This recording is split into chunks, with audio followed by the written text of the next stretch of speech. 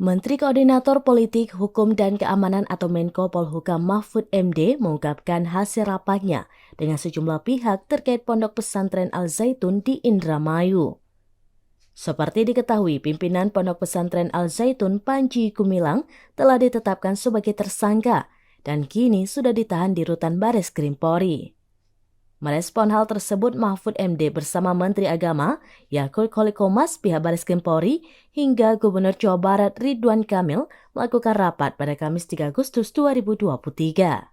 Usai rapat selesai, Mahfud MD mengungkapkan hasil keputusan yang disepakati, termasuk terkait keberlangsungan Pondok Pesantren Al-Zaitun.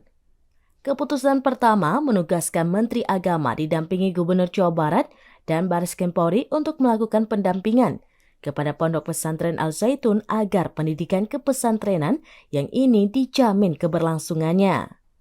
Menteri Agama lanjut Mahfud MD diberi wewenang untuk asesmen terhadap penyelenggaraan pendidik maupun tenaga-tenaga pendidik untuk menyelenggarakan pendidikan di Pondok Pesantren Al-Zaitun sesuai peraturan perundang-undangan.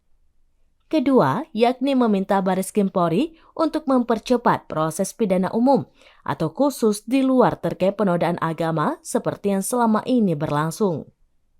Menurut Mahfud MD, ada laporan di luar kasus penistaan agama yang juga perlu dipercepat proses hukumnya. Diketahui tersangka kasus penistaan agama Panji Gumilang ditahan di Rutan Bareskrim pada Rabu 2 Agustus 2023 siang. Panji Gumilang selaku pimpinan Pondok Pesantren Al-Zaitun di Indramayu ini ditahan usai ditetapkan sebagai tersangka dalam kasus penistaan agama. Kini Bareskrim Polri melakukan penahanan terhadap Panji selama 20 hari ke depan.